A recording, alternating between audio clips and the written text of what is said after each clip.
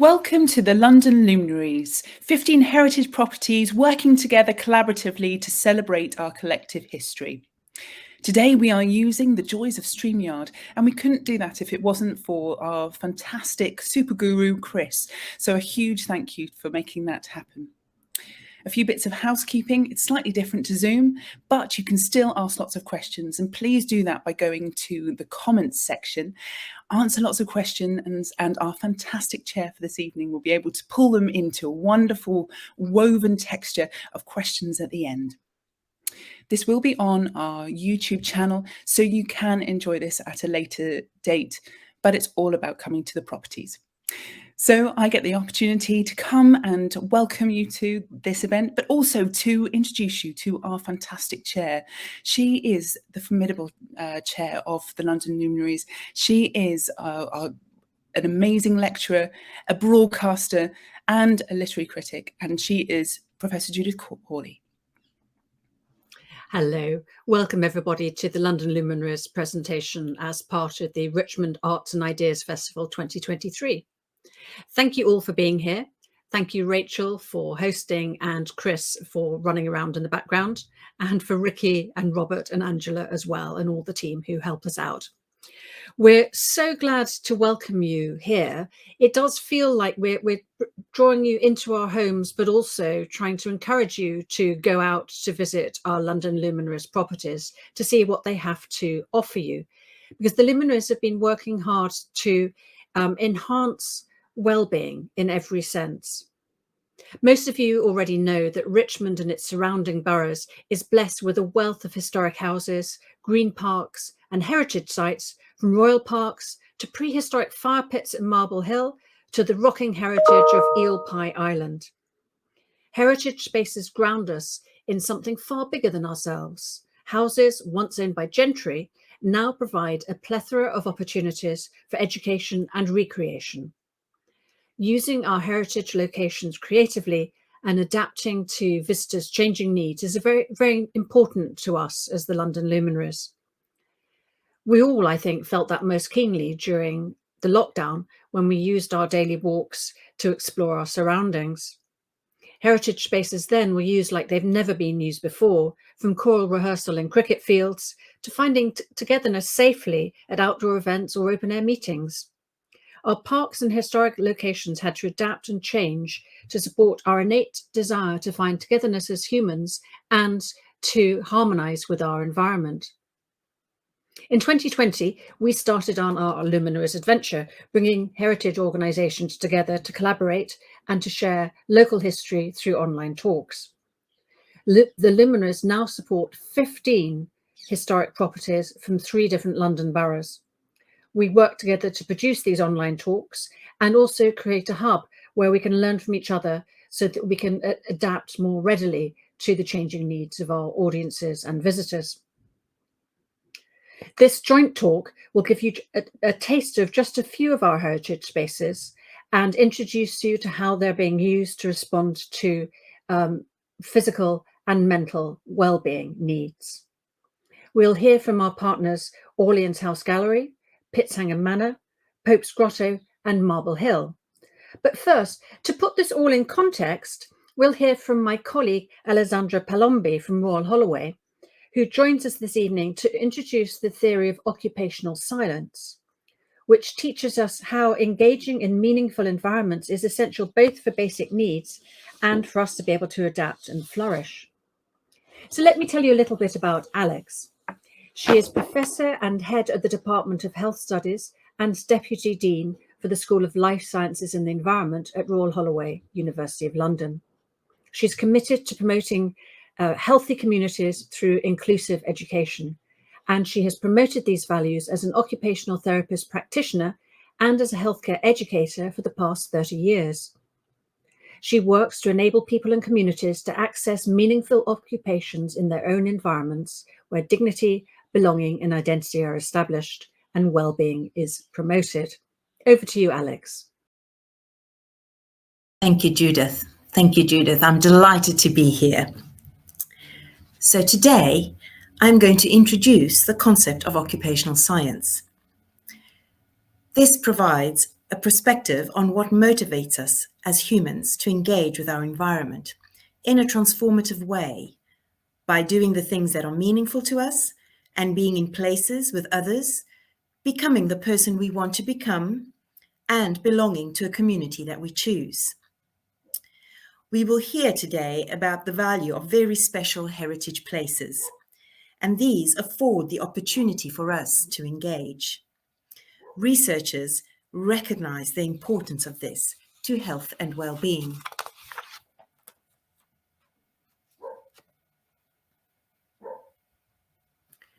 So the way I will do this today is by creating a lens for occupational science. So we can move on to the next slide now. And I will tell you a story of a woman who undertook a journey, and this demonstrating the importance of language for this perspective.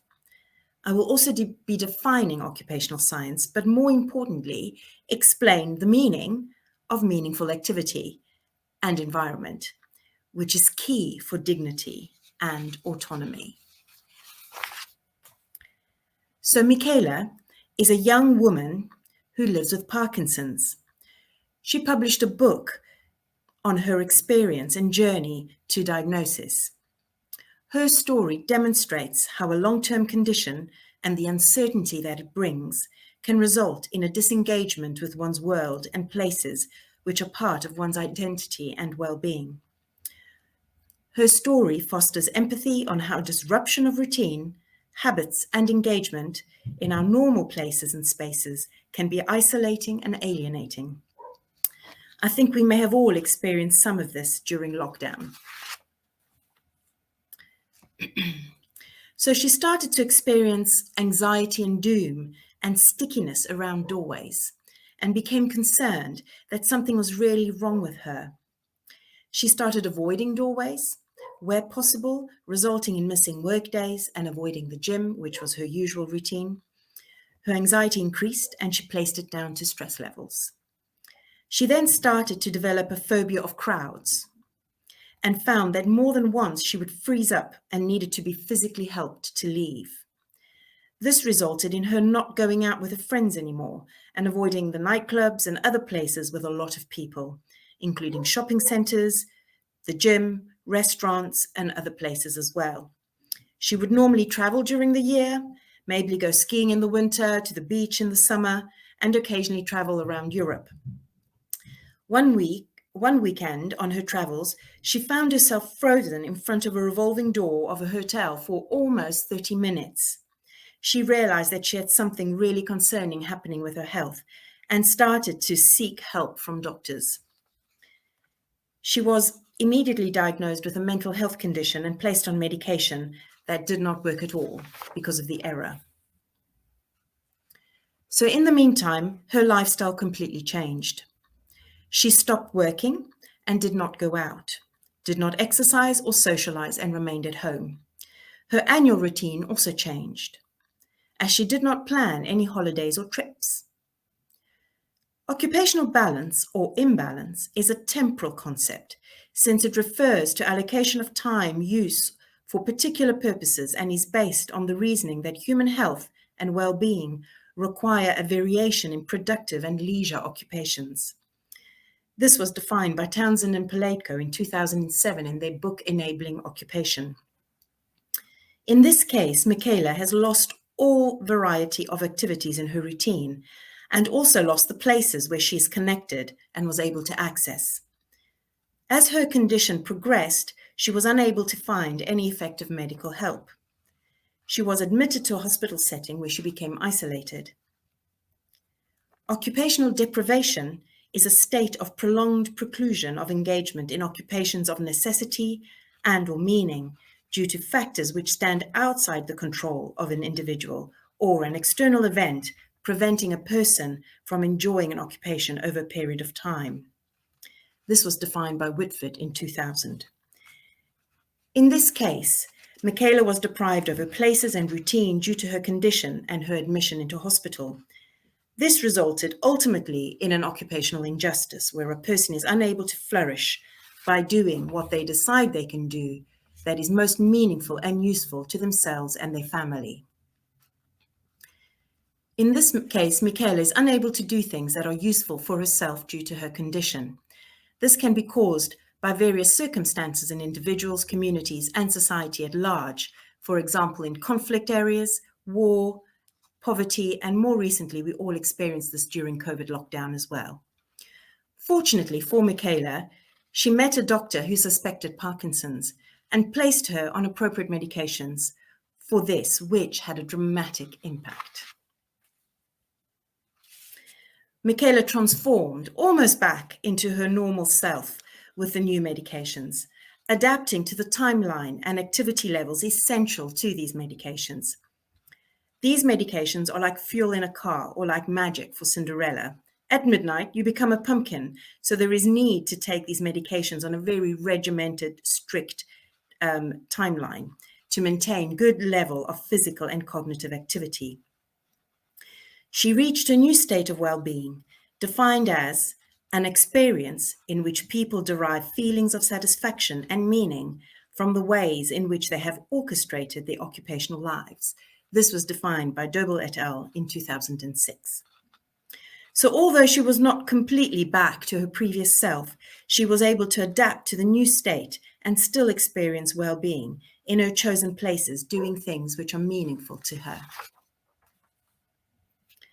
So we have spoken a lot about meaningful occupation. So what is the meaning of meaningful occupation?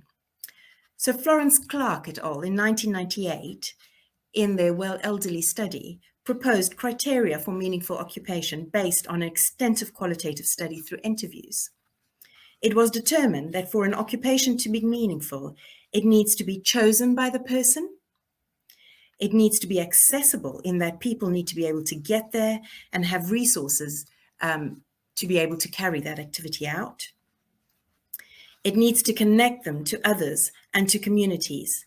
And it also needs to have a component of new experiences of achievement and of elements never tried before. I think we can all relate to this if we think about the things we do and with whom we do them and why we do them and why those things may be meaningful to us. Very often, places evoke a sense of belonging and heritage if they form part of our history and therefore carry a lot of meaning. So this story demonstrates Michaela's experience through an occupational science lens.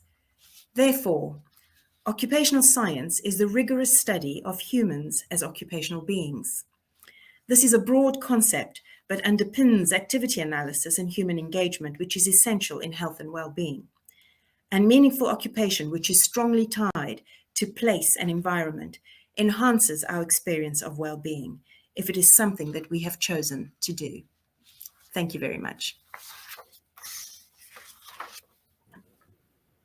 Thank you so much, Alex. That provides a really interesting context for the talks that are going to come up now. It gives us some of the science behind the argument we're making through our examples of places. Now we have 4 speakers speaking about 4 different properties, and then we'll have time for questions and answers at the end. So our slot is up to an hour and a half. So it's longer than our usual Luminaries presentations, which tend to finish within the hour. So we are running into an hour and a half, just so that you know. So Alex has now provided a context, and we're going to hear from our first Luminaries speaker, who is Tim Coram, who's going to talk to us about Orleans House Gallery. And Tim might be familiar to you from our Luminaries talks already. He has worked in the arts and culture sector for about 30 years, principally in museums and galleries.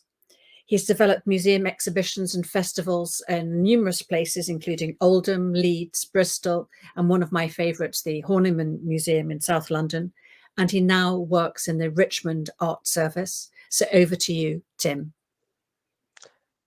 Thank you, Judith. Thank you. And it's delightful to be here with you and the rest of the gang this evening. So I'm going to show you my first slide. And what I want to say is that what you're looking at is one of the earliest images we have of the site that's now occupied by Orleans House Gallery. The site and grounds have constantly changed throughout the last 4 centuries, with each iteration of the house evoking the emotional engagement the owners and their coterie had with the place. And what I'm going to be describing are the changes over those 4 centuries and how they reflect changing thinking about the links between well-being and the environment. So by the 18th century, when this fascinating engraving was made, Twickenham Village had become a fashionable place to build country retreats. The river, its proximity to both London and the court, made the area ideal for aristocrats and courtiers to reside. It was also a magnet for writers and artists attracted by the rural beauty. Moving to the area in 1702, James Johnston, Joint Secretary of State for Scotland, soon began transforming his house and garden. Johnston was at the heart of the centralisation of power, first with the Glorious Revolution, then the Hanoverian accession, and the new Union.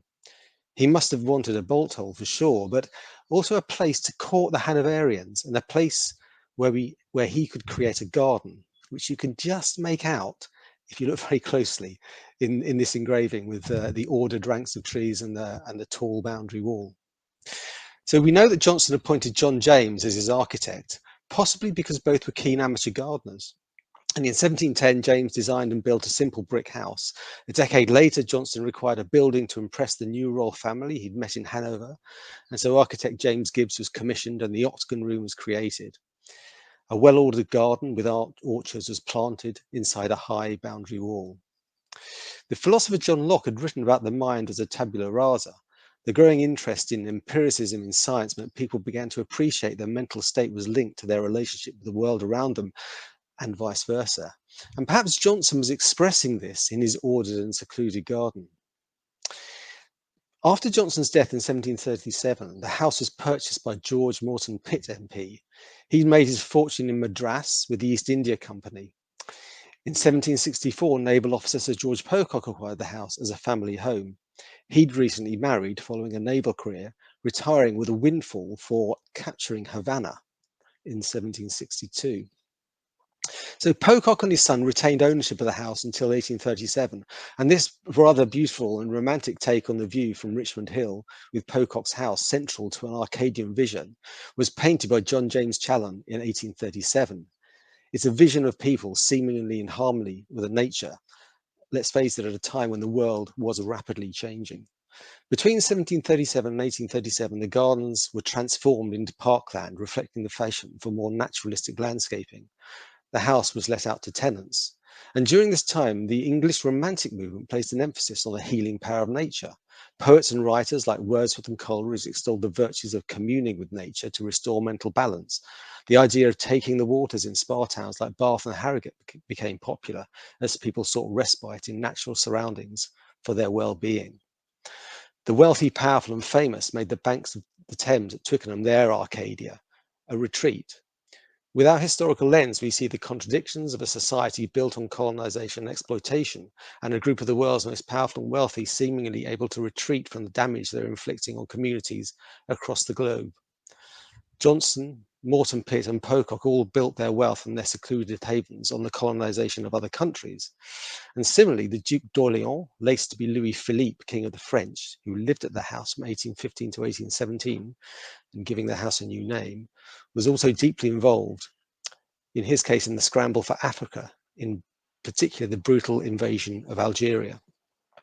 Bearing this perspective in mind, there is some cruel irony in Louis' oft-quoted phrase about the tranquility of Twickenham, when he wrote, "I bless heaven morning, noon and night that I am my peaceful house in Old Twick." The house was bought by John Dugdale Astley in 1877, who converted the house into a luxurious sports and social club. And this watercolour captures a charming house with a slightly institutional feel. Dugdale Astley's venture was born on the wave of a nature-based rehabilitation and open-air treatment boom. Health resorts, sanatoriums and open-air schools were established to offer patients fresh air, sunlight and exposure to natural environments, all as part of their recovery process. And this approach reflected the belief that contact with nature could alleviate symptoms of mental illness and enhance overall well-being. There was tennis and bowls on site. The river was used for recreational activities with a boat tunnel that linked the eastern end of the walled garden to the Thames. Sadly, and all good things must come to an end, the Orleans Club was unsuccessful and short-lived. In 1882, Astley sold the estate to shipping magnate William Cunard. Cunard's occupancy marked the last days of the house as a residence. In 1926, the house was purchased by a firm of gravel merchants, demolished, and the grounds became gravel pits. After the gravel extraction ended, the interwar period saw the site quietly at rest, a derelict, overgrown ruin. But the site continued to have an important role as a playground for local children, a place of adventure, forming new minds, imagination, creativity. And there's some wonderful stories from neighbours who remember that site, even some of the elderly members of the community. The restoration of the site in the 1960s once again reflected new thinking about mental health and well-being.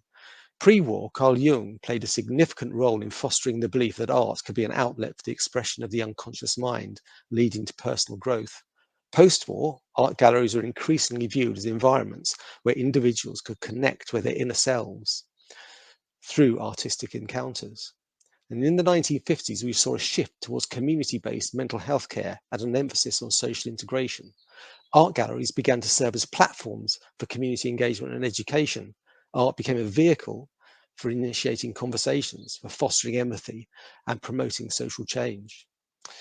And it's pretty clear that the growth of local art galleries and museums, mainly developed by local authorities at this time, reflected this thinking. And it was with this in mind that the new borough of Richmond upon Thames agreed to turn the ruined remains of Orleans House into what we now know as Orleans House Gallery. Over the next 40 years, Orleans House Gallery would develop a reputation in the art gallery sector for innovative programming that supported mental health and well-being, focusing on underserved communities, and working closely with adults and children's services. By the 2010s, art galleries were connected with well-established arts and mental health networks, often adopting the 5 ways to well-being into their interpretation plans, encouraging people to connect, to be active, to learn new skills, to give, and also to live in the moment. Since the 2010s, OHG has become more conscious of its importance as a space for reflection, reflecting art as icon in a secular age. Visiting for many is a ritual, and these activities offer solace and perspective. The woodland for many is seen as a spiritual and healing space. The area within the old walls has become a popular space and was very popular during lockdown. The woods are spaces for solitary and those socially distant shared walks. It became the centre for children's play when the den builders moved in. The woods enable us to reflect on current thinking about ecology, climate injustice and anxiety, described by Timothy Morton's concept of mesh and how we are overawed by the hyper-object we call the environmental crisis. The gallery's cultural reforesting programme explores how art can re-engage us with the natural world and looks to the ruined buildings and rejuvenated wood as a place to develop a shared sense of identity, responding to the need to externalise our hopes and fears. The image that you're seeing here is of Eden Spence's work Vigil, and it exemplifies this approach. The remnants of a mighty black poplar which has succumbed to age and disease is at once a memorial where people mourn the loss of the tree and at the same time celebrate new growth. New shoots emerge as the tree returns to the earth. The woodlands at Orleans House Gallery is an expanding library of voices and sounds, elaborating on our relationship with nature. Using the Echo's mobile app, wanderers can hear the thoughts of ecosystem experts geolocated around the wood, from Lisa Holmberg, Asami Elder, to Monica Gagliano, and artists Ackroyd and Harvey. And soon Phoebe Boswell's new work, A Tree Says, commissioned by the gallery, turns the forest into turns the site into a forest of whispering voices. So the woods are now reimagined through an ecocentric lens. The gallery's new ecosystem plan aims to manage the space for the benefit of all organisms that visit or call the woods home. Biodiversity is increasingly a proxy signifier of our well-being, and recent reports by Warwick University and English Nature, amongst many others, demonstrates that access to green and blue spaces is vital to our health. Most of the artists we work with are now more inspired by the ecosystem of the wood than our art collection or the house. It's worth noting that the newest constructions of the wood are not for humans at all, but for bats and stag beetles, as that little image shows you. So Orleans has been a place of relaxation, reflection and solace for humans for over 300 years. But what of the future? Increasingly, artists and visitors are interested in speculative futures, imagining different ways of being and different worlds. For some thinkers like Mark Fisher, who famously said young people find it easier to imagine the end of the world than the end of capitalism, this is seen as a futile retreat from a frightening reality. But for others, it's a way of reimagining and thereby helping realise a new way of living. Current work with children and young people builds on the work of Alison Gopnik, who emphasises the importance of play and imagination and the value of enabling children and adults to explore the world and reframe it through their own thinking. The gallery's recent work with Unit Lab and its forthcoming project with Assemble Play do just this. So the layers of history, the proximity to the tidal river, the overgrown ruins and the wild wood has made the site magical, a transformational landscape of the imagination for generations of people. And perhaps the next generation will use the space to imagine a shared future for our planet. Thank you, Tim. That's a fascinating view of 300 years of transformation and interaction. You didn't mention that your current exhibition, Supermarket Forest, ends this weekend, and I'm certainly coming down there on Saturday and Sunday. And then I'll be going to your neighbour, Marble Hill House, which is a kind of cheesy link to our next speaker. Our next speaker is Rachel Morrison, who will discuss Marble Hill House, which is right next door to Orleans House Gallery. Now, Rachel has been meaningfully engaged for a number of years and has long associations with Marble Hill House. She was the audience engagement manager for the National Lottery Heritage Fund project, Marble Hill Revived, which initiated a number of projects, including the London Luminaries. Rachel previously was managing director of Nomad Pop-Up Cinema and site manager at the Fountain TV studios. Over to you, Rachel. Thank you, Judith, and thank you, Chris, as well. 2022 saw the culmination of many years of planning, restoration work, painting, cleaning, gardening, and persuading, and of course, spending of the £9 million for the restoration of Marble Hill, which sought to restore the Georgian villa and 66-acre park. I'll just show you some of the beautiful images of some of the things that were done. This is my local park, so for me, the community had to be at the very heart of the project. 250 volunteers gifted their talents of explaining, gardening, and quite frankly, inspiring us. Apprentices were made possible by the National Lottery Heritage and Community Fund, and English Heritage worked with an incredible amount of specific groups with the aim to aid connection, belonging, and provide opportunities for different parts of our community to feel at home, welcomed, and part of our collective history of Marble Hill. From the Tringen group making mandala prints, celebrating nature and motherhood, to accessible groups performing in the park, from Bollywood to tango, from groups from Age UK to under fives, forest bathing and weekly donation-based yoga, it was a privilege to help the community feel embedded within English Heritage free-to-enter park and house. We also wanted people to feel a connection with the story of Henrietta Howard, you can see before you, the founder of Marble Hill House and Park, who, for as long as I can remember, has been painted with a brush, as it said on the old welcome boards, as the mistress of King George II.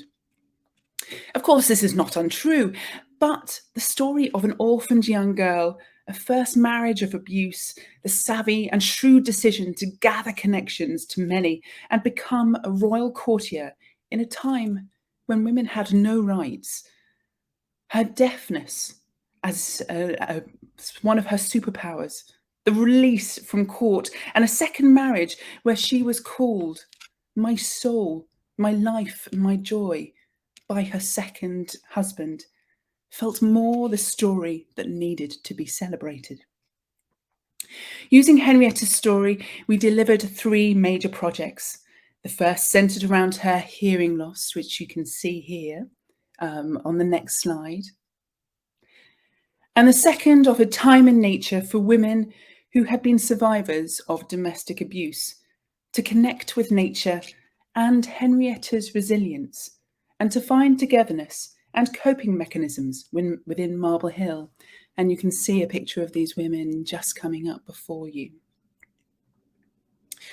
The beautiful dedication to their tree says the Henrietta Tree of Hope, dedicated by a group of extraordinary women, inspired by the remarkable life of Henrietta Howard.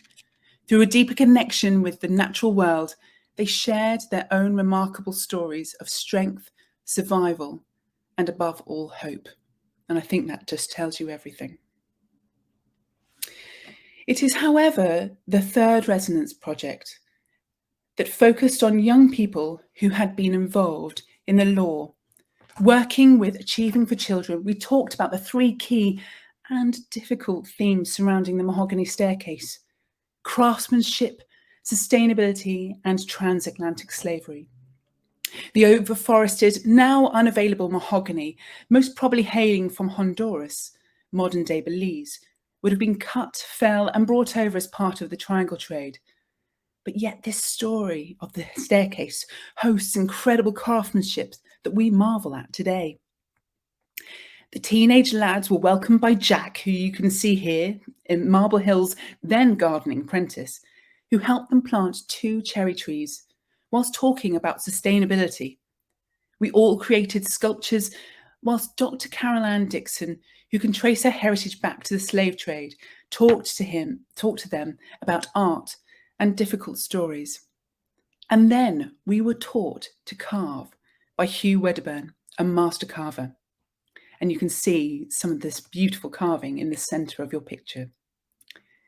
Seeing those young people, one who had dangerous weapon misuse charge against him, using a chisel and a hammer to create beauty was wonderful. The carvings are part of the display in the house, which is open 5 days a week for free. So go and admire their handiwork. After 3 months after the sessions, I got an email from one of the social workers of one of the boys. Within the email, he told me about his last court reprobation meeting, where one of the lads had shown the judge the carvings and spoken about his time at Marble Hill. For our heritage to remain relevant, it must talk to all, even those who think, as one of the lads stated, it's a bit too posh. We must break the boundaries that prevent heritage place ownership. Our historic sites bring us into a space greater than ourselves, a continuum of time that has been and will be. I've seen firsthand the transformative power of heritage, and those who are custody of such history are the people with the power to offer opportunities, to offer relevance, to offer connection and a sense of well-being that broadens horizons to a world far greater than oneself. Thank you. Thank you, Rachel, for that amazing tour of what Marble Hill House has to offer and has achieved over the last few years. I've seen those carvings and they're really impressive. I mean, really moving and tangible. You know, you're encouraged to touch them and see what has happened through that engagement with the wood. Now, our next speaker isn't, as I said, going to be present with us, sadly, but he has recorded a talk for us. And he represents Pope's Grotto, which is one of Richmond's hidden gems. Giles Abbott is an award-winning storyteller and an experienced vocal coach, while also himself registered blind. He gives storytelling workshops for children to increase literacy, promote teamworking, and to inspire imagination. For adults, his workshops instill confidence and remind us how to create and tell compelling stories, helping anyone to lose themselves, find themselves in the worlds evoked by words. Giles will explore how the life and poetry of Alexander Pope, a man himself crippled by disease, can inspire us today. If you were a little man, little more than the height of an 11-year-old boy, if you were in pain every minute of every day, unable even to lie down flat to sleep at night, unable to travel, whilst all your friends were travelling far, and whilst your friends were seeing the world, if you yourself were unable even to stand up straight enough to see far beyond the ground a few feet in front of you, might you think your life a living hell? How then could you possibly be expected to teach others the art of living well? Well, Alexander Pope was all of these things, and he did all of these things. In the 18th century, in England, during the period known as the Age of the Enlightenment, if you wanted to know how poetry should be written, you'd read Alexander Pope. If you wanted to laugh at the foolishness of youth, you'd read Alexander Pope. If you wanted to see hypocrisy, shoddiness, and stupidity exposed, you'd read Alexander Pope. To learn how to criticize poetry? Pope. What the classical Greeks thought? Pope. Romans? Pope. What beauty was? Pope. Beauty in thought and behaviour? Pope. The nature of humankind itself? Pope. And if you wanted to know how to arrange your garden, tend your flowers and trees to make on your own land an image of classical Arcadia in which you could contemplate the nature, and through nature, God, who are you going to call? Pope. Alexander Pope achieved all this whilst he himself was racked with pain and weakness, his body forced into a form his enemies described as contorted, crooked, twisted. If you could endure all of that, plus discrimination against the faith you were born into, and yet become a best-selling poet, an outsider who became central to English culture, living on your own land, on your own money, and on your own terms, would you consider that living well? I would. But how should we define living well? The Roman Catholic definition, and Pope, funnily enough, was a Catholic, might be that to live well is to keep the faith and follow the 10 Commandments. The ancient Roman definition might be that to live well is to follow the Stoic virtues, modesty, endurance, skepticism. Alexander Pope was a Roman Catholic, though his friends commented that he was perhaps more Roman than Catholic. So how then did Alexander Pope himself define living well? The following is Pope's translation of the Roman poet Horace's Ode to Solitude. Happy the man whose wish and care a few paternal acres bound, content to breathe his native air in his own ground, whose herds with milk, whose fields with bread, whose flocks supply him with attire, whose trees in summer yield him shade, in winter fire. Blessed, who can unconcernedly find hours, days and years slide soft away in health of body, peace of mind, quiet by day, sound sleep by night, study and ease together mixed, sweet recreation and innocence, which most does please, with meditation. Thus let me live, unseen, unknown, thus unlamented let me die, steal from the world, and not a stone tell where I lie. It's beautiful, isn't it? And doesn't it read like the mature statement of an older man who's lived beyond the hurly-burly of youth and now enjoys the more peaceful glow of maturity? In the case of the Roman original, Horace, that's very likely the case. Would it surprise you to learn, therefore, that Alexander Pope wrote this first translation when he was 12 years old? It doesn't sound like the hopes and dreams of your average 12-year-old boy, does it? Alexander Pope was born an outcast. His parents were Catholic, and their residence in Lombard Street, and Mr. Pope Sr.'s running of a business in the Strand, was in direct contravention of the law. Under the Test Act, Catholics were prohibited from living or working within 5 miles of central London. Alexander Pope's attendance at a Catholic school was also illegal. Does this risky, furtive existence sound to you like living well? Well, it didn't to Mr. Pope Sr. either, and following the death of King James II and a deterioration in relationship between Catholics and the Protestant regime and population, he sold his house and business before they could be confiscated and moved to a Catholic enclave in Windsor Forest, safe from the threat of the Test Act. And that's where Alexander Pope got sick. Because I think Alexander Pope learnt to live well thanks to his experience of living ill. At the age of 11, he contracted Pott's disease, a variant of tuberculosis, which, as well as attacking the lungs, savages the lumbar spine, literally bursting the vertebra open and then refashioning them in thick contortions of bone. From the age of 11, he was unable to stand up straight, walk, run, climb, swim, wrestle, or do any of the things a normal 11-year-old boy could do. He was in pain every minute of every day for the rest of his life.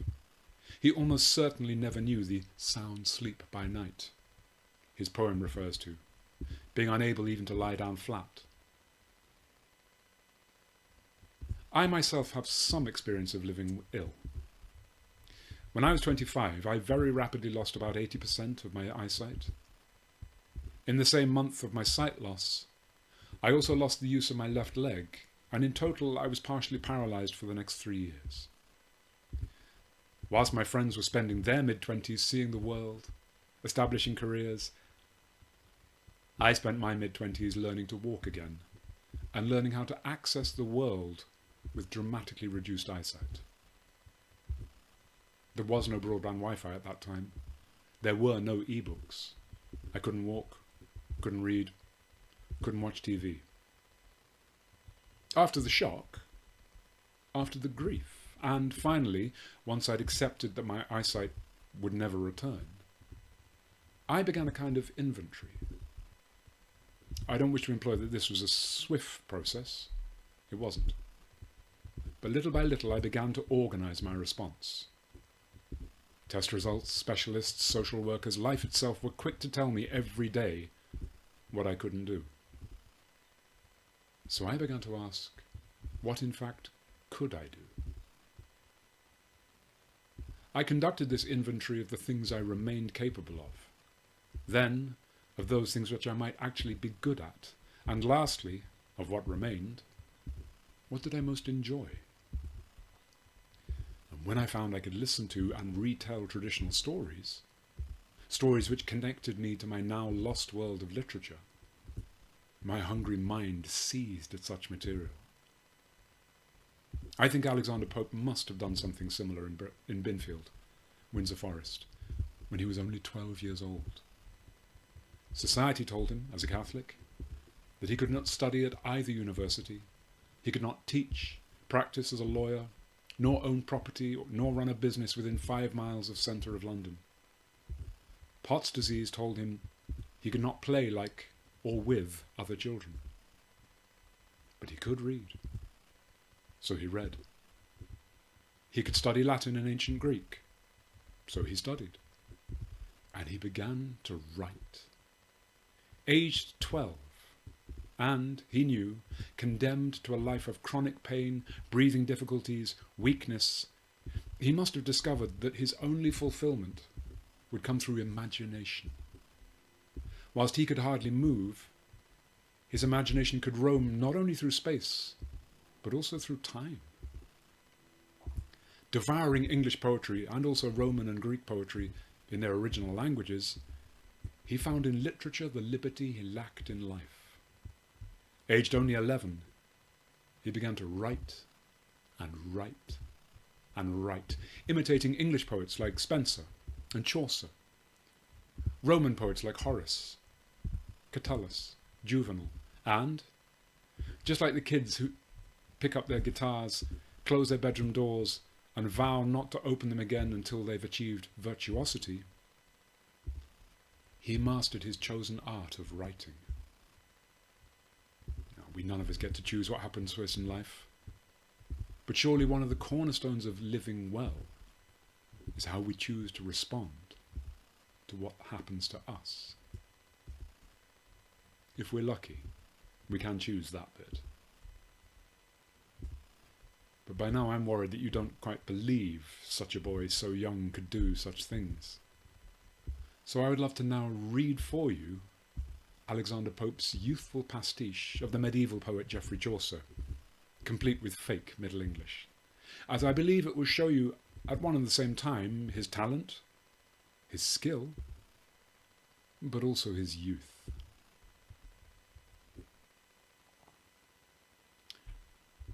Women ben full of ragery, yet swinken not son secrecy. Vilke moral shall ye understand from schoolboy's tale of fair Ireland, which to the fens hath him betake to filch the grey duck from the lake. Right then there passen by the way his aunt and eke her daughters tway. Duck in his trousers hath he hent, not to be spied of ladies gent. But ho, our nephew, crieth one. Ho, quoth another, cousin John. And stoppen, and loaf, and calling out, this selly clerk full low doth lout. They asken that, and talken this. Lo, here is coz, and here is miss. But as he glozeth with speeches soot, the duck sore tickleth his ass a root. 4 piece and buttons all to breast, forth thrust a white neck and red crest. Tee! cried ladies. Clerk naught spake. Miss stared, and grey duck crieth, Quake! O modder, modder, quoth her daughter, be thilke same thing maids long arter? Better is to pine on coals and chalk than trust on mon, whose yard can talk. Clearly, and I admit thankfully, his gifts matured from here. But yet he achieved fame while still prodigiously young.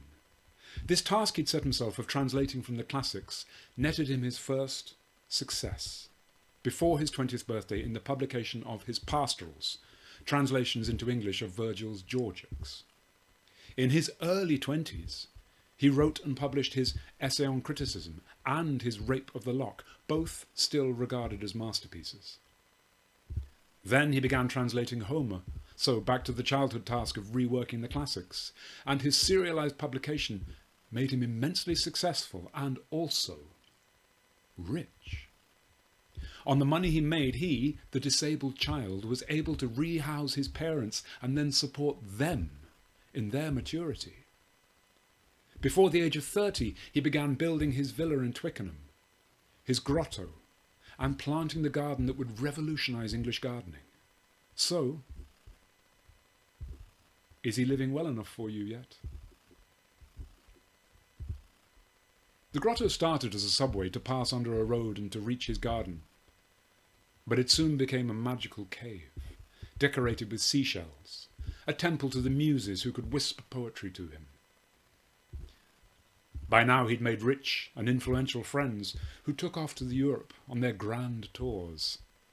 They were, of course, keen to share their experiences and drawings of the wonders of classical architecture with the nation's great expert on classical taste, Alexander Pope. This is the closest Pope would ever get to seeing the places he had read and written of. His grotto evolved as his imagination responded to what he heard. He began to develop his garden based on his imagining of what he'd read in the Garden of Alcinous in Homer's Odyssey, which, by the way, he'd next translated. And his garden changed the way gardeners gardened. The fashion at this time had been set by Louis XIV of France, with plants cut to resemble man-made objects like teapots, or birds like peacocks, and all to show man's domination of nature. You've already heard how Pope's enemies, dwelling on his physical attributes, called him twisted, contorted, crooked. And in response, Pope brought an end to the fashion for twisting and contorting plants out of their natural shape. In his garden and in his writing, he pioneered a style of gardening where plants are permitted to attain their natural perfection of form, a garden which essentially looked like nature, but helped a bit. To this day, this style of gardening is still known worldwide as English landscape gardening. People visited, imitated, and the appearance of England began to change because of Pope. One visitor, Ralph Allen, had built himself a classical style home in Bath, Somerset, Prior Park Palace. It's still there.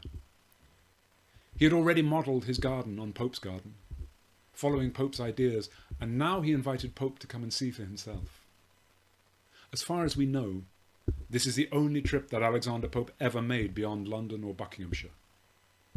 Allen invited him to witness the quarries at Cheddar Gorge, where the famous Bath stone was extracted, and Pope's imagination found a new impetus. In the exposed rock of the quarries he felt, face to face with the work of God. Nature in the raw, he called it. In his last decade of life, Pope gazed at the wonders of nature, considered in his mind his grotto in Twickenham, all seashells and crystals, and he realised that his grotto, as it had already been created, was nothing more than his own human folly, human vanity. In his last decade of life, he resolved to start all over again in his making of a museum. But what was a museum to Alexander Pope exactly? Because a museum, as we know it, did not exist in Alexander Pope's day. There were no publicly accessible places where visitors could learn from and be inspired by art, by beauty, by the past. So Pope made one. He ripped out much of the whimsical, decorative stuff he'd previously installed, the pretty seashells, and installed fossils instead, decades before the opening of the Natural History Museum. He tried to reconstruct the geology of Cornwall, all tin and granite, also mineral spars, decades before the existence of the National Geology Museum. But why? What was a museum to Pope? Well, a museum is a temple to the muses, who inspire all the arts, unified by the mother muse, mnemosyne, or memory. A museum, therefore, is a temple to wonder and inspiration. So now Pope was determined to create in his grotto a place which brought visitors face to face with the wonder of nature. And he did it. Visitors, inspired by his poetry, came to the grotto and left inspired by rock, by crystal, by nature, also by imagination, wonder, and curiosity. Everything that Alexander Pope had lived his entire life by. He'd done it himself on his own land, at his own expense, and on his own terms. Does that sound like living well to you? And then, aged only 56, he did what he'd set out to do in that poem, translated at the age of 12.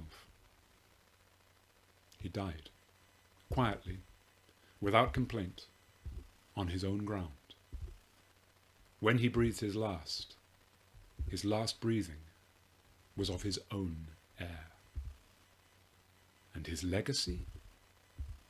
His style of gardening still defines the English garden. He is still, after Shakespeare, the most quoted of English poets. There are public museums all over Britain. And by his life, as he lived it, he clearly shows us that it is possible to overcome seemingly enormous obstacles and to live life on our own terms. And that to do so, we must start first by the simple but heroic act of imagining it.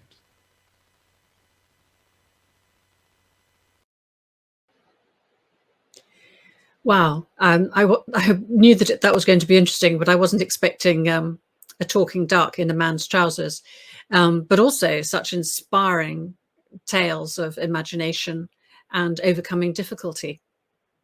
I'm very pleased now to introduce our last speaker for tonight, Lucy Edwards, who has worked with us on the Luminaries on a number of projects, a number of our talks to do with Pitzhanger Manor and Gallery.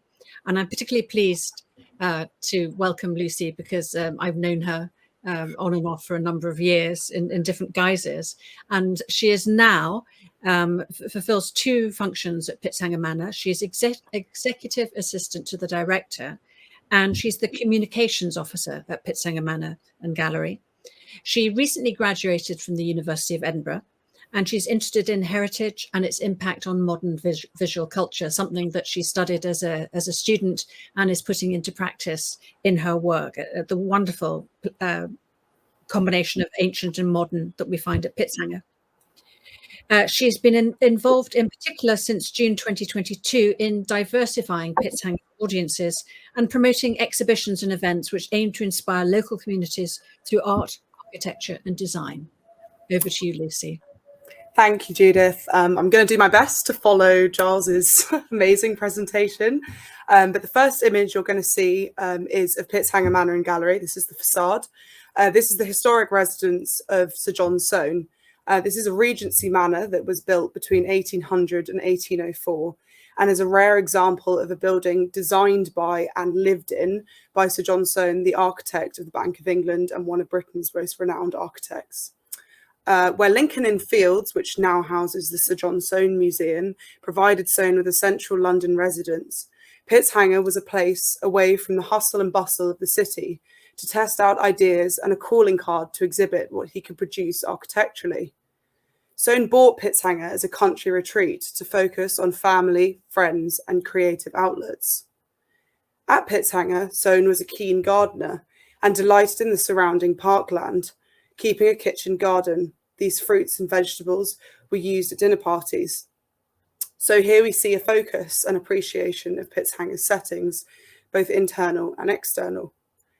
With its stripped classical detail, canopy-domed ceilings, radical decorative paint schemes, and innovative use of light and space, Pitzhanger was intended to be the epicenter of Soane's family life, passed on as a dynastic seat for future generations of Soane architects. But it was not meant to be. The house was sold in 1810 and fell into disrepair. However, in 2016, a major 3-year restoration project began.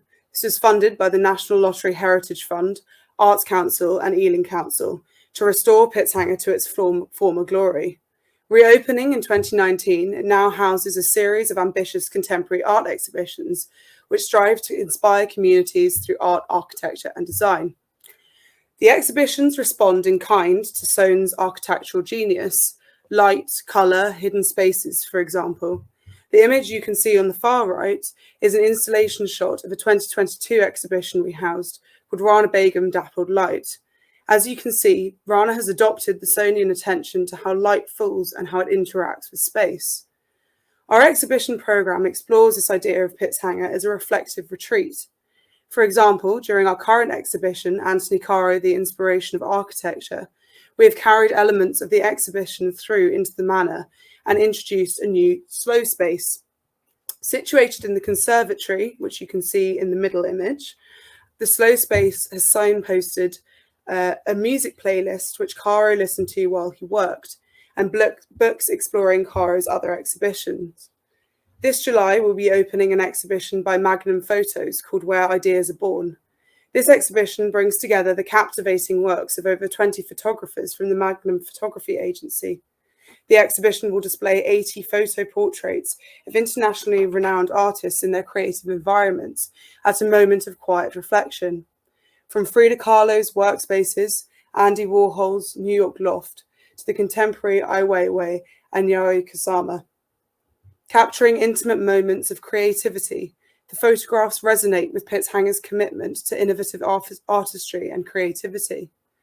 So, through our events and exhibitions programme, We aim to promote Soane's legacy and continue his intention that Pitzhanger be a site of relaxation, recuperation, and creative outlet. As part of this focus on creating a space of creative reflection, Pitzhanger has launched a Thursday Late programme, which some of the images on the next slide will show you. This initiative aims to draw in local communities and those who benefit from free entry. The whole Manor and Gallery is open every Thursday, free to all from 5 to 8 p.m. During Thursday Lates, we run a series of talks, workshops, and activities that aim to stimulate creativity and create a space that allows visitors to nurture their well-being, both mental and physical. Some of these activities, which are pictured, include the Ealing Repair Cafe, the Yoga in the Manor, Pitzhanger Perspectives, and Gardening Drawing Club. This focus on reflective activities all take place in the backdrop of Pitzhanger. The aim here is to build or rebuild after the isolation of COVID, a sense of community and belonging, a space which provides regular stimulation outside of work and the home. This is carried through into our private hire department, where we aim to create collaborative spaces as a community hub. For example, in October, we will be giving the spaces to the NHS to run workshops for Speech Therapy and Language Awareness Month, holding training and workshops for families of children under 5 in Ealing with communication needs.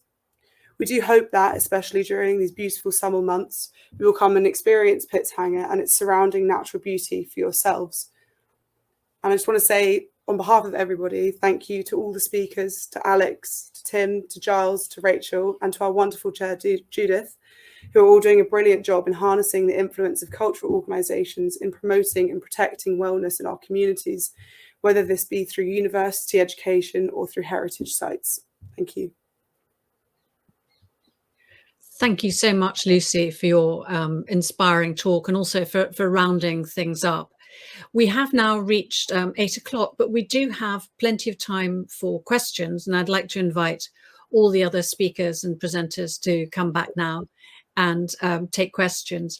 A reminder to you, it's slightly different from our usual Luminaries Zoom talks in that you can't write things so directly in the chat, but if you're signed into YouTube, you can enter comments in the chat, or you can email us through the London Luminaries email address. I'm going to start off with some questions too, but I want first of all to mention some of the themes that I thought were picked up in different ways in all of the presentations. Sadly, we don't have Giles here, but one of the crucial things that he was talking about was really thinking about what it means to live well.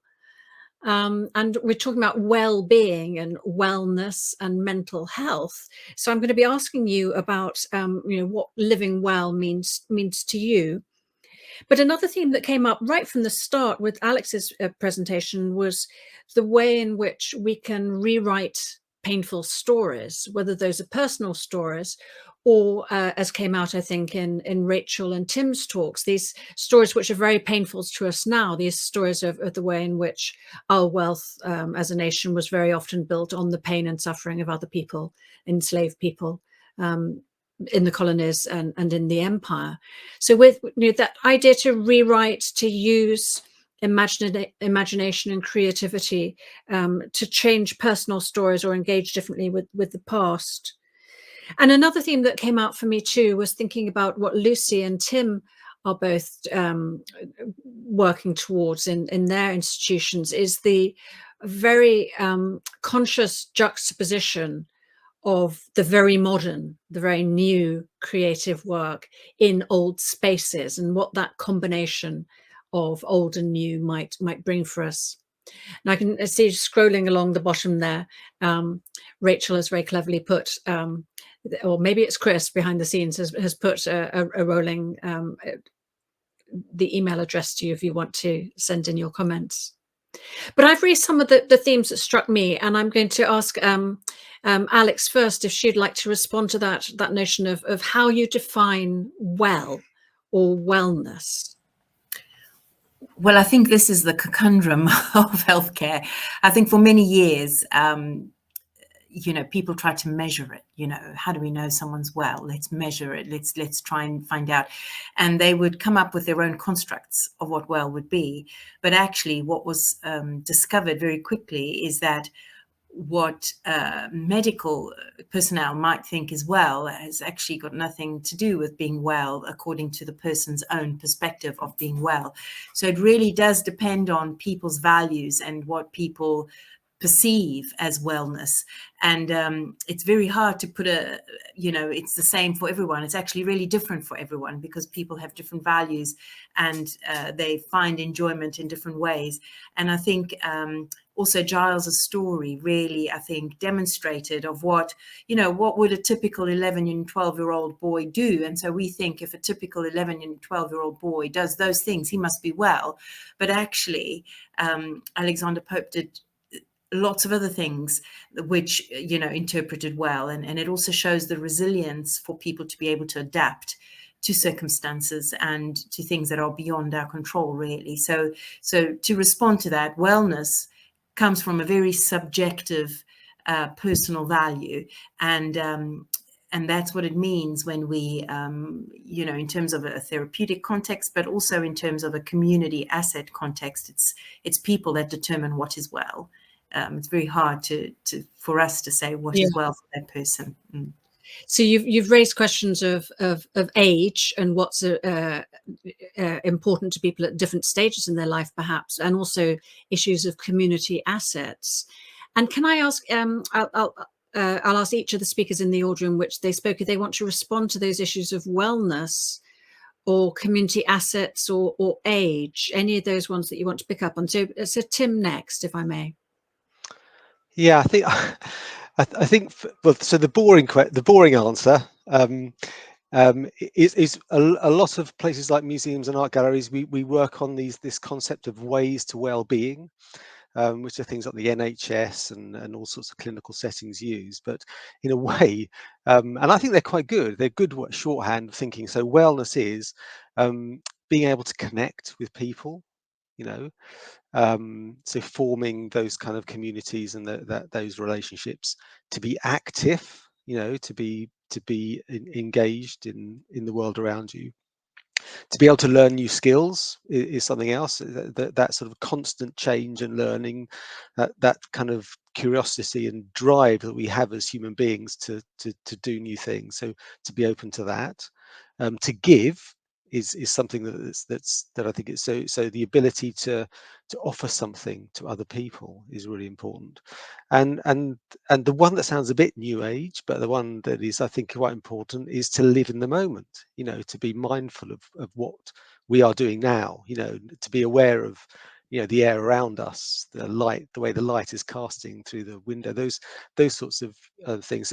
So wellness in that level is can be categorized in these things. But I think the slightly more interesting answer from my point of view, and picking up on some of the things that I talked about in the presentation, and particularly I think there's something about the Orleans House Gallery site is wellness has something to do with magic and being able to be in a transformational space and to be open to that. And that could be anything. It could be in your bedroom, it could be in the wild, it could be walking down a high street. And I think one of the things for me that Orleans House Gallery encapsulates is that transformational, magical landscape, and being part of that, I think, encourages inculcates well-being and a sense of engagement and participation.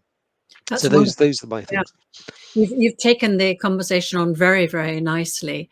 Can I move to you, Rachel, and see if you want to pick up on either the themes that Alex was raising, or maybe even this notion of transformation and magic? I completely agree with both of those speakers. I think, kind of it's this wonderful opportunity for people to be around something that has been here for many years, but also to find togetherness, whether that be through creative opportunities, volunteering, as Tim said about giving, but also kind of finding a connection with something that's been around for a long time, whether that be an incredible tree, that kind of gives you this incredible shade, or whether that is the stone and the brickwork and the incredible craftsmanship that goes into our heritage properties. But the fact that it is living now is real testament to how heritage has the opportunity to change and adapt and listen to the needs of people and their wellness and their well-being for the future. And it's a great privilege to have been part of that. Project to Marble Hill, but also as part of the Luminaries, listening to what people want us to listen to and to hear about, and also to be able to share publicly about what these fantastic heritage properties are doing. It's a real privilege. Thank you. That sharing and engagement is so crucial too, isn't it? Lucy, would you like to pick up and reflect on how this might relate to Pitzhanger? Yeah, sure. So I think, like Alex said, it is very hard to define like what wellness means, but I kind of picked up on the idea of like the subjectivity, because I think that the story of Pitzhanger itself reflects that idea of kind of like subjectivity with wellness, because Sohn, as I said earlier, bought Pitzhanger as this sort of family retreat. It was intended to be like the seat of Sonian architects for his sons, but unfortunately his sons had other ideas after the death of his wife. One of them became quite a severe alcoholic and became estranged from Sohn. So this idea of like the transformational space that Sohn had created sort of died with him. And I think that's something that's quite special to us as a heritage site, is that we had this quite long period of it sort of being in, not in use, and we've been able to breathe life back into it and make it a transformational space again. And I think something that's very important to us, especially through our public programming, is that idea of living in the moment and giving back, and the idea of creating a home like Sohn wanted it to be, but for local communities, and not just for the 4 people who lived there, but for all the people who live in the surrounding boroughs and people who live abroad and want to come and visit. I think that's like the main part of like our ethos here. And on the occasions when I've been fortunate enough to visit Pitzhanger, I've been really struck by how places like all of the properties we've talked about really are sites that people traverse. I mean, so Pope's Grotto is now there's a school over it, and it's part of the school. And for many generations, it was the route that the school children took to go from one side of the school to the other. It was something that was part of their daily experience that had been very private.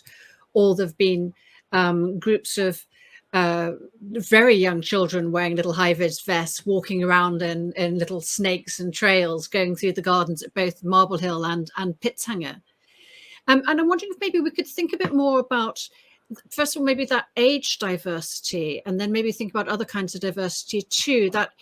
Is there a way in which engaging with people of different ages, or bringing people from different ages together, can be particularly good for well-being? And again, is it a bit cheesy? I hope not, but can I go round again in the order in which you spoke, to make sure everybody gets a chance to have an input here? Sure, no, not a problem. I think there's a lot of there is quite a body of research building on intergenerational connection and well-being related to that, so that people of all generations learn from each other and learn a sort of a community and value the sort of the age and everybody's what age can bring in terms of value of community. So there is a lot more proactivity even in education spaces, where some universities are kind of combining student accommodation with older people, so that there's a connection there, and that there's a sort of a modeling happening and that support structure with the intergenerational sort of connection. So I think there's definitely something there in the space where different generations can come together and really enjoy the space that's there,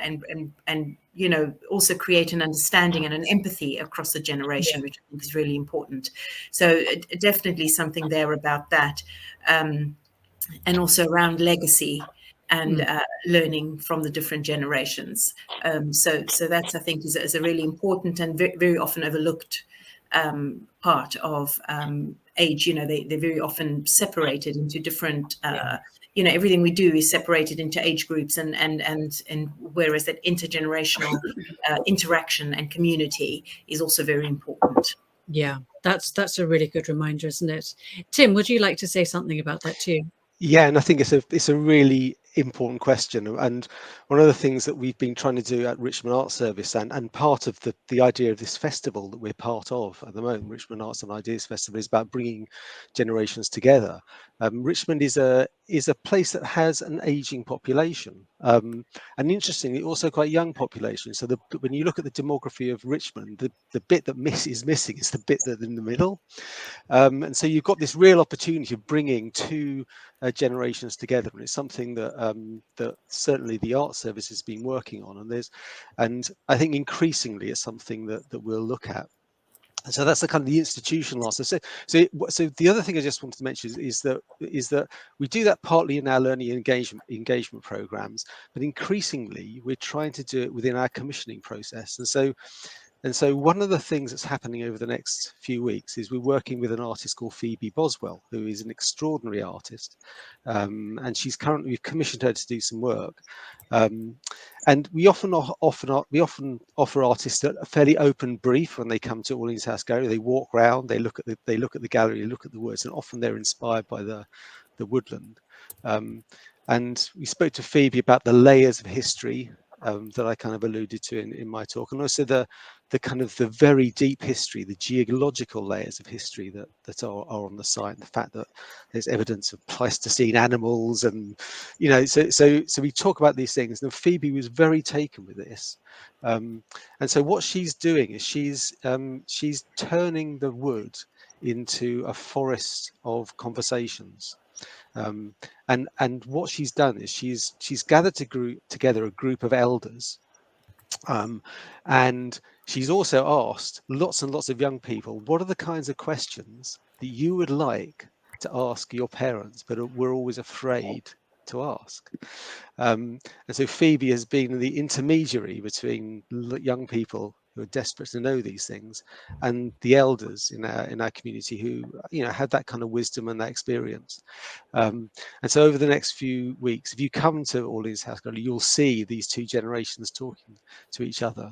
So I think it's really important. I think it's something that institutionally, kind of organisationally, we're committed to.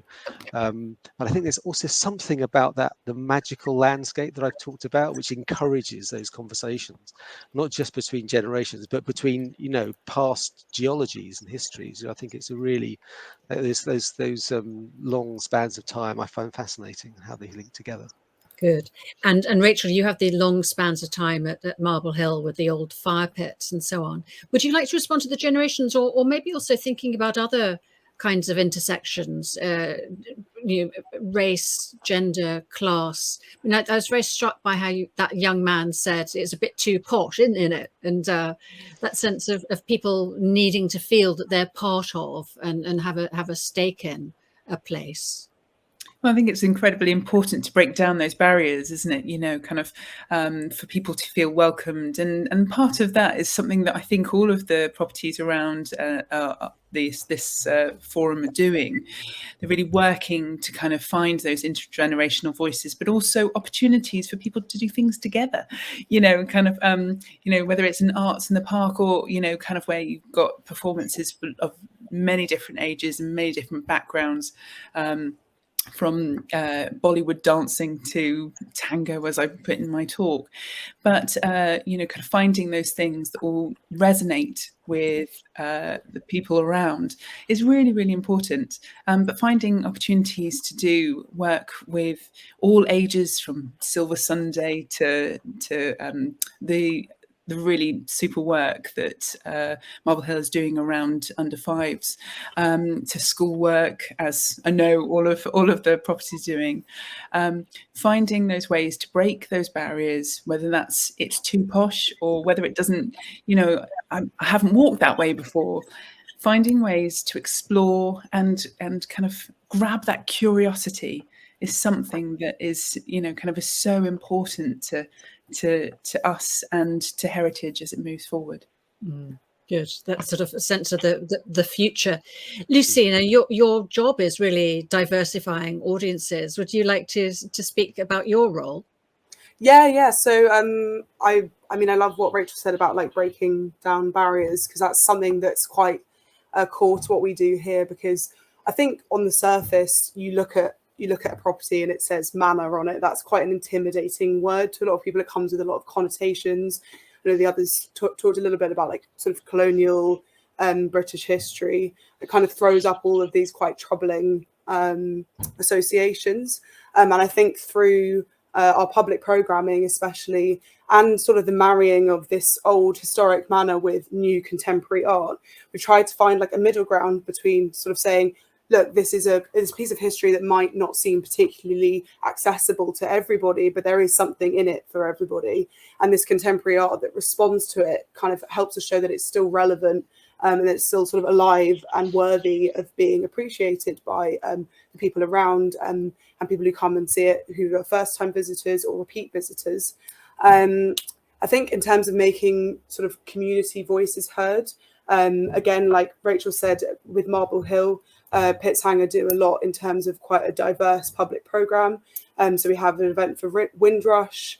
In our Thursday late programmes, these vary in terms of like how diverse the audiences are. Sometimes we have people who are retired, sometimes we have children who are in their first year of school, and sometimes they come together and do creative activities together. So we have lovely images of sort of older people from the community and very, very young children doing the same activity, enjoying the same activity, and getting something quite unique out of it to take away with them. So that's quite special to us. And then in just talking a little bit more about what we do in terms of the art gallery side of things, because Soane is this kind of, I hate to say it, old white man, we've tried our best to kind of diversify the exhibition program so that you've got a bit of a sort of like mix and match. So we've got quite a nice diverse range of artists in age, race, gender, and all of this produces quite unique conversations with the house, which remains the same,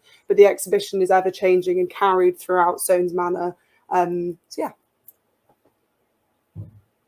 Thank you so much. And I was very struck when you were talking there, Lucy, that on the one hand, we're talking about places that people visit and their audiences, and it implies a kind of passivity that the people who come to these heritage sites or natural spaces are, even that term forest bathing, which has become quite popular, it's the idea is that you simply kind of absorb what's being offered to you. But actually, you've all also been talking about participation.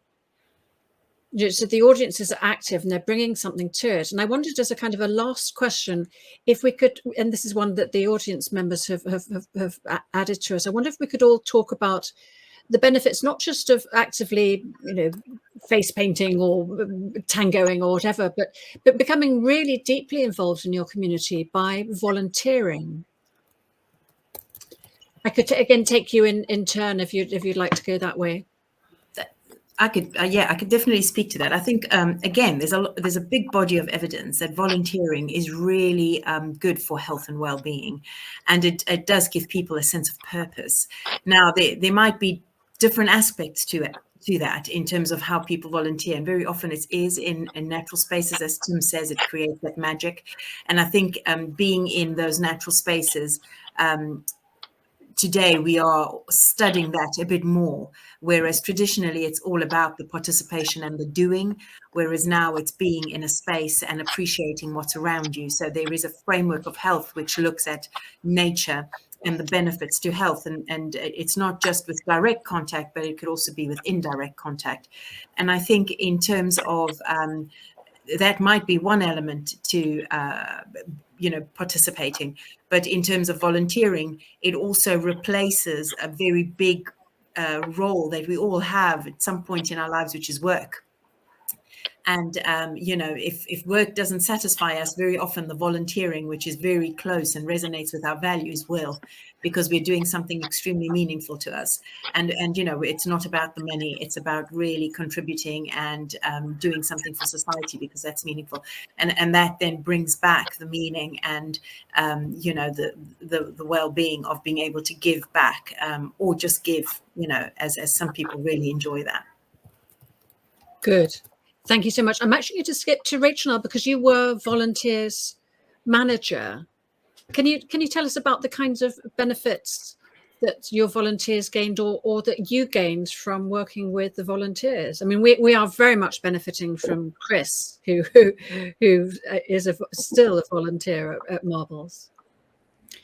Well, personally, it was an incredible privilege. These absolutely fantastic people with so much interest and so many expertise, whether that be gardening or whether that be inspiring people by talking to them in the learning about the history. It was a great privilege to work with them, and you know, kind of building that basis of volunteers, which now holds the house and the garden. It keeps it going and makes it free for everyone to enjoy, is incredible and absolutely fabulous.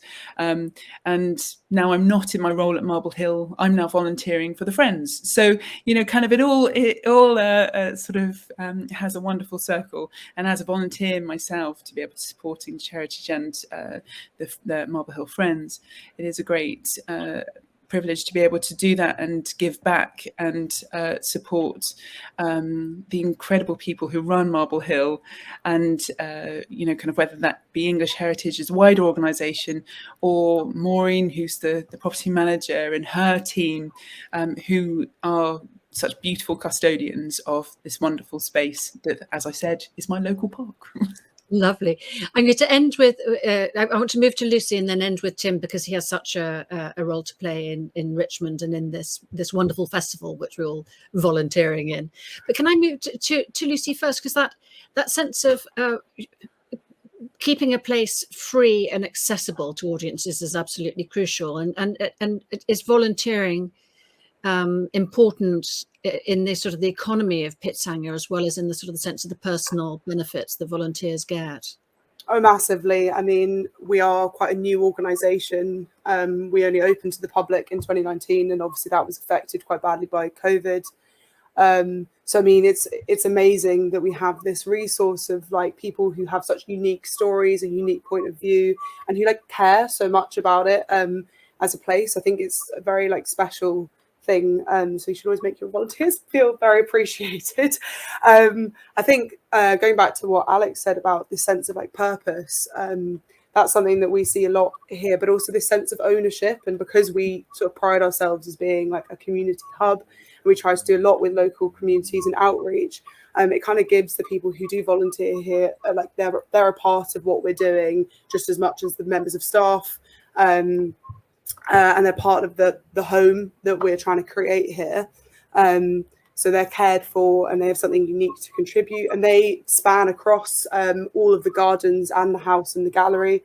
So we have a huge body of garden volunteers who keep the gardens here looking beautiful. I mean, if you've ever visited in the summer, especially now, I wish I was sitting outside so I could show you, but it looks absolutely beautiful in the sunlight. And the house volunteers do an amazing job. They lead tours. They all have quite a unique way of telling the story of the different rooms, and they all take something quite different and unique about the house. It's quite interesting doing different tours with different volunteers of different ages as well, because you kind of get like their own take of different bits of it. Yeah. Thank you so much. That's wonderful. And can I end now with Tim, because you might want to turn it into a sort of a conversation about Orleans or Richmond in particular. Yeah, no, I mean, I think so just from the outset, volunteering is incredibly important, isn't it? I mean, I don't know how many of us would be here today if we hadn't actively been volunteering in roles in the past. I started as a volunteer in a museum and an art gallery. I probably wouldn't be sitting here if I hadn't had those opportunities. So I think it's really important. It's fundamental to our cultural life in the UK, you know, and so really important. Just to give you an example, the festival, Richmond Arts and Ideas Festival, just wouldn't happen without volunteers. I mean, the opening launch at the Landmark Art Centre with Gaia, this amazing installation, was all managed and opened up by volunteers. You know, the work that we're doing in dance and with communities over the next few weeks is all done by volunteers. And Richmond, I have to say, is very, very lucky. It has this incredible group of people who are both very experienced and skilled, but also very generous with their time. So I think there's something wonderful about Richmond. I've worked in lots of places, and there are great volunteers all over the place, but Richmond does have this incredible strong reputation and strand of volunteering. So it's really important. Having said that, okay, so as a bit of an edge. Things are not going brilliantly in volunteering generally at the moment. The post-pandemic, most organisations are witnessing a slight change in volunteering habits. You know, people are still a bit reluctant to come out and be volunteers. Other things are other issues are intervening, and so whilst it's amazing that we're in this position and really thankful for volunteers, I think none of the organisations in the Luminaries and beyond, and certainly as somebody working for Richmond Borough, we can't take this for granted. And so organisationally, festival-wise, you know, Richmond Borough Council, we need to be really actively supporting volunteers. And there are some great teams doing that. And so a bit of a shout out to the CVS in Richmond and the team that supports them in the council. There are some really good supportive mechanisms, but it's wonderful, but let's not take it for granted. That's what I would say. That is the note to end on, I think. Let's take nothing for granted. And I don't in any way take for granted the wonderful speakers. And I give my great thanks to you all. And thank you to our audience tonight. And hope to see you at another Luminaries or festival event. Thank you. Thank you and good night.